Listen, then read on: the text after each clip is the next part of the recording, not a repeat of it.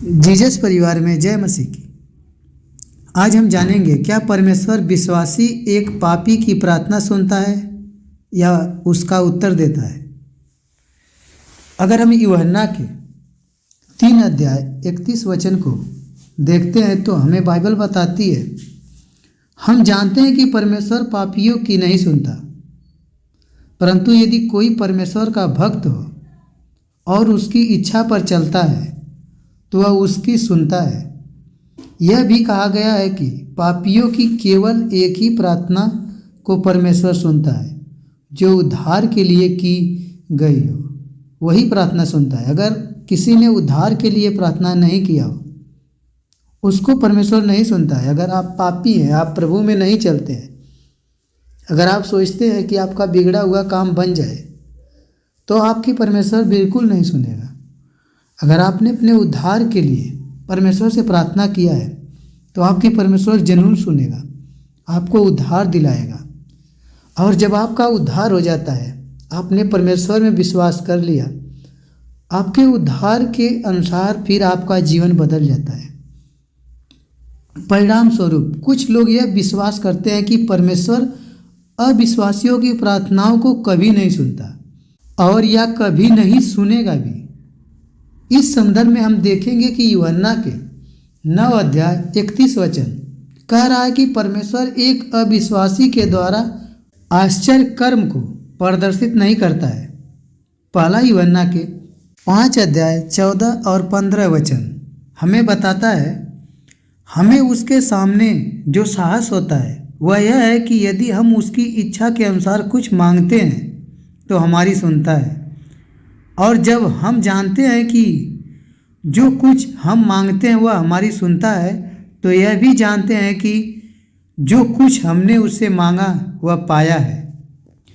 परमेश्वर हमारी प्रार्थनाओं का उत्तर हमें इस आधार पर देता है कि वह उसकी इच्छा के अनुसार मांगी है या नहीं। यह सिद्धांत बिल्कुल भी अविश्वासियों पर भी लागू होता है। यदि एक अविश्वासी परमेश्वर से उसकी इच्छा के अनुसार प्रार्थना करता है तो परमेश्वर को कोई भी बात ऐसी प्रार्थना जो उसकी इच्छा के अनुसार हो उत्तर देने से रोक नहीं सकती। पवित्र शास्त्र के अनुसार कुछ संदर्भ वर्णन करते हैं कि परमेश्वर अविश्वासियों की प्रार्थनाओं को सुन रहा है और उत्तर दे रहा है। इनमें से बहुत से घटनाओं में प्रार्थना की गई थी। 1 और 2 घटनाओं में परमेश्वर ने पुकारने वाले के हृदय को उत्तर दिया। इनमें से कुछ घटनाओं में ऐसी जान पड़ता है, यह नहीं बताया गया है कि वह पुकार के परमेश्वर की ओर की गई थी। प्रार्थना पश्चाताप के साथ जुड़ी हुई थी, परंतु यह घटनाओं में प्रार्थना केवल पार्थिव अवस्था या आशीष को पाने के लिए की गई थी और परमेश्वर तो अपने तरस में भरकर उत्तर दिया या फिर वास्तविक में खोज करने के प्रत्युत्तर में या फिर उस व्यक्ति के विश्वास के कारण दिया था। जैसा कि निनवे के लोगों को योना के द्वारा पहले से संदेश भेजा गया था। 3 अध्याय 5 और 10 वचन में योना ने जाके निनवे के लोगों को प्रचार किया कि 40 दिन बीतने पर उन्हें उलट पुलट कर दिया जाएगा। परमेश्वर की तरफ से ये भविष्यवाणी है। तब निनवे के मनुष्यों ने परमेश्वर के वचन पर विश्वास किया और उपवास का प्रचार किया गया और बड़े से लेकर छोटे तक सभी ने टाट ओढ़ा।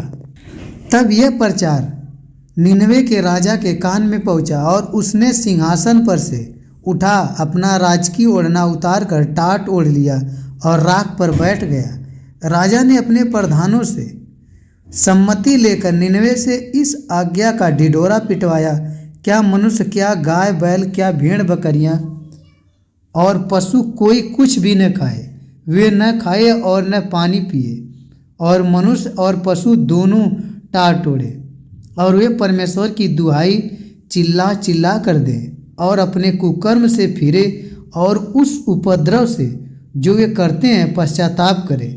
संभव है परमेश्वर दया करे और अपनी इच्छा बदल दे और उसका भड़का हुआ कोप शांत हो जाए और हम नाश होने से बच जाएं। जब परमेश्वर ने उनके कामों को देखा कि वे कुकर्म से फिर रहे हैं, तब परमेश्वर ने अपनी इच्छा बदल दी और उनकी जो हानि करने को ठानी थी उसको न किया। वह लोग बहुत ज़्यादा पापी थे। योना के द्वारा परमेश्वर ने उन लोगों को यह संदेश भेजा था। निनवे के लोगों ने प्रार्थना किया कि निनवे को छोड़ दिया जाए। परमेश्वर ने इस प्रार्थना का उत्तर दिया और निनवे के शहर को उस तरह से नाश नहीं किया जैसे उसने करने के लिए कहा था। हाजिरा ने अपने पुत्र इस्माइल की सुरक्षा के लिए परमेश्वर से प्रार्थना की थी। परमेश्वर ने न केवल इस्माइल को बचाया, उसने उसके बहुआत के साथ आशीष भी दी। अहाब उपवास करता है और अपने भविष्य के संबंध में एलिया को दी हुई भविष्यवाणी के ऊपर विलाप करता। परमेश्वर इसका प्रति उत्तर अहाब के समय में विपत्ति न भेजकर करता है। सूर और सैदा के लोग बहुत ज़्यादा पापी थे। वह लोग प्रभु के वचन पे नहीं चलते थे, वह लोग मूर्तियों की पूजते थे। मगर सूर और सैदा के क्षेत्र से आई हुई एक अन्य जाति की महिला ने प्रभु यीशु मसीह से प्रार्थना किया कि उसकी पुत्री को दुष्ट आत्मा से छुटकारा दे दे। यीशु ने उसकी पुत्री से दुष्ट आत्मा को बाहर निकाल दिया। मरकुस के 7 अध्याय 24 और 30 वचन। फिर वहाँ से उठकर सोर और सीदोन के देश में आया और एक घर में गया और चाहता था कि कोई न जाने, परंतु वह छिप न सका। और एक स्त्री जिसकी छोटी बेटी में अशुद्ध आत्मा थी उसकी चर्चा सुनकर आई और उसके पांव पर गिरी। यह यूनानी और सुरूफिनिया जाति थी और उसने उससे विनती की कि मेरी बेटी में से दुष्ट आत्मा निकाल दे। उसने उससे कहा, पहले लड़के को तृप्त होने दे, क्योंकि लड़कों की रोटी लेकर कुत्तों के आगे डालना उचित नहीं है। उस औरत ने उसको उत्तर दिया, सच है प्रभु, फिर भी कुत्ते भी तो मेज के नीचे बालकों की रोटी को चूर चार खा लेते हैं। उसने उससे कहा, इस बात के कारण चली जा, दुष्ट आत्मा तेरी बेटी से निकल गई। और उसने अपने घर आकर देखा कि लड़की खाट पर पड़ी है और दुष्ट आत्मा निकल गई थी। प्रेरितों के काम 10 में बताया है, रोमी पलटन के सरदार कुरनेलियुस के पास प्रेरित पतरस को कुरनेलियुस के धर्मी व्यक्ति होने का प्रत्युत्तर भी भेजा गया था।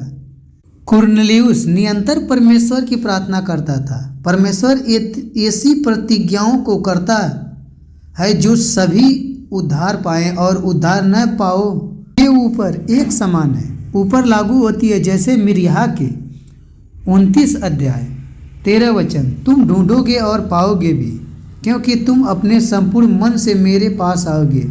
यही बात कुरनेलियुस के साथ प्रेरितों के काम के 10 अध्याय 1 और 6 वचन में पाई जाती है। परंतु संदर्भ के अनुसार ऐसी बहुत सी प्रतिज्ञा है जो केवल मसीह विश्वासियों के लिए है, क्योंकि मसीह विश्वासी ने यीशु को उद्धारकर्ता के रूप में स्वीकार किया है। इसलिए वे आवश्यकता के समय बड़े हियाव के साथ अनुग्रह के सिंहासन के पास आ सकते हैं। इब्रानियों के 4 अध्याय 14-16 वचन हमें कहा गया है कि जब हम परमेश्वर की इच्छा के अनुसार कुछ भी मांगते हैं तो वह सुनता है और जो कुछ हम मांगते हैं उसका उत्तर देता है। ये यूहन्ना के 5 अध्याय 14 और 15 वचन। प्रार्थना के संबंध में मसीह विश्वासियों के लिए और भी बहुत सी प्रतिज्ञाएं दी गई है। हमें उसके सामने साहस होता है, वह यह है कि यदि हम उसकी इच्छा के अनुसार कुछ मांगते हैं तो हमारी सुनता है। और जब हम जानते हैं कि जो कुछ हम मांगते हैं वह हमारी सुनता है, तो यह भी जानते हैं कि जो कुछ हमने उससे मांगा वह पाया भी।